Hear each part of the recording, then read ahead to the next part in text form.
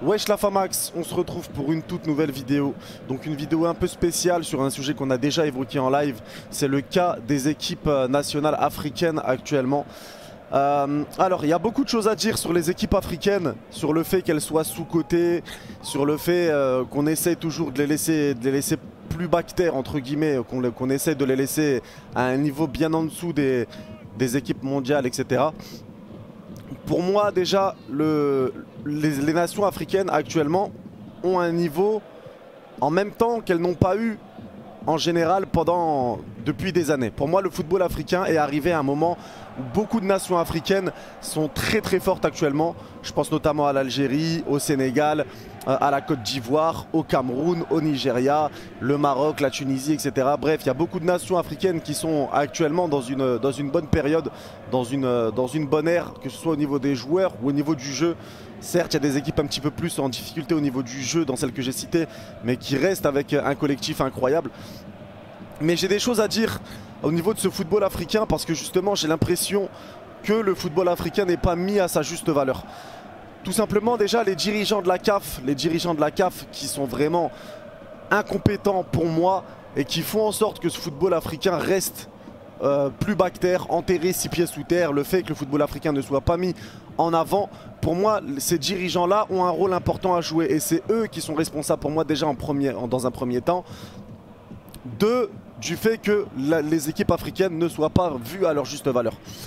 Je pense notamment au fait des arbitres qu'on a pendant ces matchs-là, des terrains qui sont vraiment éclatés au sol, alors que clairement si la CAF faisait en sorte de mettre des bons terrains, de prendre soin des terrains, au moins avant les échéances qu'on a pendant les matchs internationaux, etc., je pense qu'on aurait des équipes qui joueraient encore mieux que ce qu'ils montrent actuellement sur des terrains médiocres, parce qu'il faut le dire, les terrains sont dans une qualité médiocre, ça dépend les pays, mais voilà, les stades des pays africains ne sont pas dans un bon état, et les arbitres ne sont pas bons, et ça doit être géré par la CAF. Pour moi, tout simplement, la CAF doit faire en sorte d'élever le niveau de jeu du football africain, et d'essayer de le mettre en avant, parce que si tu mets des bons terrains, parce que la majorité des joueurs des équipes africaines maintenant jouent dans des clubs européens, je pense à Mahrez, je pense à Mané, bref, tous les joueurs, les Mohamed Salah, etc., ils ont l'habitude à jouer dans des grands clubs contre des grosses équipes. Et là, ils arrivent en Afrique et on leur met des terrains dans un état assez médiocre. Donc ça, je pense déjà que ça joue. Et pour moi, la CAF est responsable. Les dirigeants de la CAF sont responsables au fait que les équipes africaines ne soient pas vues à leur juste valeur. Et il y a également, je vais aussi parler du fait de la CAN. La CAN qui est jouée au mois de janvier. Alors, faut se mettre en tête que lorsque, par exemple, une personne qui a 2 nationalités, donc les binationaux, quand ils vont devoir choisir entre leur pays d'origine ou le pays dans lequel ils ont grandi, va y avoir des questions qui vont être logiques qui va se poser. C'est-à-dire que s'il choisit par exemple son pays d'origine, c'est-à-dire un pays africain, il va devoir prendre en compte que les qualifications à la Coupe du Monde, t'as qu'une place, enfin t'as que 5 places. Donc c'est déjà beaucoup plus compliqué qu'un club européen pour se qualifier au niveau de la Coupe du Monde. C'est très difficile en Afrique, tu n'as que 5 places parmi 40 voire 50 équipes en lice. Il faut terminer premier de son groupe, puis après affronter le premier d'un autre groupe pour se qualifier. Donc déjà, tu as ce fait là. Tu as le fait que les équipes africaines, comme j'ai dit, ne sont pas vues à leur juste valeur. Et donc, pour essayer d'évoluer au niveau international, c'est très compliqué. Mis à part cas vraiment exceptionnel, c'est très difficile d'aller décrocher un ballon d'or ou d'être vu comme étant un grand joueur si tu n'es pas d'origine brésilienne, etc. C'est ce que je veux dire. Et c'est une vérité. Il y a le fait que tu vas jouer la CAN au mois de janvier. La CAN au mois de janvier, c'est pendant les matchs de leur club. Donc, par exemple, on se souvient de Didier Drogba, etc., qui quittait Chelsea pour aller jouer la CAN, de Mahrez qui quitte pour aller jouer la CAN, etc. Toutes les équipes africaines en lice pour la Coupe d'Afrique doivent quitter leur club. Et donc ça pèse aussi quand tu cherches un club.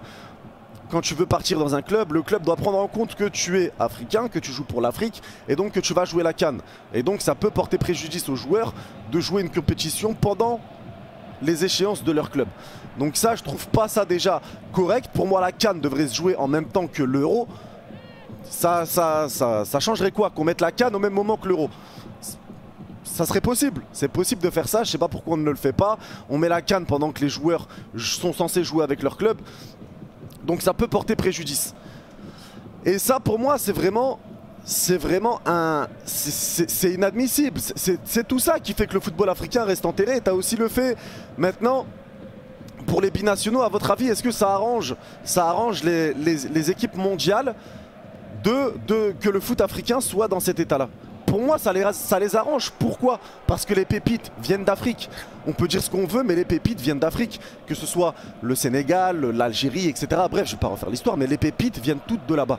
Mais si le football africain, on leur mettait des bons arbitres, plus de place en qualification de Coupe du Monde. Parce que pour moi, ce système de classement FIFA, etc., c'est de la merde, c'est de la chiotte. Pour moi, la Coupe du Monde, comme on dit, c'est la Coupe du Monde.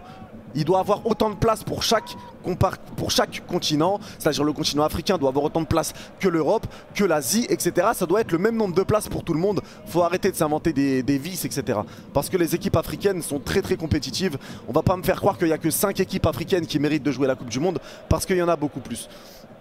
Mais donc, ça veut dire que on essaye de laisser enterrer le football africain pour que les pépites, donc les petites pépites qui viennent d'Afrique, etc., ce soit plus facile pour eux de choisir le pays dans lequel ils ont grandi. Pour moi, ça c'est un truc volontaire, c'est un truc que j'ai envie de dire, c'est un truc que je pense, donc je le dis. Pour moi, c'est volontaire. On essaye de laisser le football africain 6 pieds sous terre pour ne pas le développer. Parce que je pense, et ça aussi c'est mon avis personnel, que si on met à l'Afrique, en Afrique, des bons terrains, des bons arbitres, des places qualificatives pour la Coupe du Monde, la CAN en même temps que l'Euro, le choix des binationaux va beaucoup plus se pencher pour leur pays d'origine que leur pays dans lequel ils ont grandi. Et ça c'est un fait et ça c'est une vérité et c'est pour ça qu'on essaie de laisser le football africain 6 pieds sous terre. Pour justement pour que les binationaux, les pépites, choisissent le pays dans lequel ils grandissent et non pas leur pays d'origine. On n'a rien, je n'ai absolument rien contre. Je suis algérien personnellement, vous le savez, mais pour les gens qui découvrent cette vidéo, je n'ai rien contre Aouar qui choisit la France, etc. C'est leur droit. Mais pour moi, c'est de la concurrence déloyale d'essayer de laisser le football africain mort, d'essayer de le laisser au plus bas, de le mettre sur un échelon vraiment bas dans le monde du football pour justement essayer d'inciter les binationaux à plus aller vers leur sélection européenne. Et ça, moi, ça me pose problème. Ça me pose problème parce que clairement, si on met tout ce que j'ai dit juste avant en Afrique, pour le football africain, pour moi, le football africain sera clairement du niveau européen. Parce que toutes les pépites choisiront justement leur pays d'origine. Je dis pas toutes. Je dis pas tous les joueurs choisiront leur pays d'origine, mais la majorité rechoisiront leur pays d'origine parce que le football sera agréable, ce sera du vrai football, etc. À votre avis, je vais prendre le cas de Benzema qui a dit que la France était les choix sportifs. Ça veut tout dire.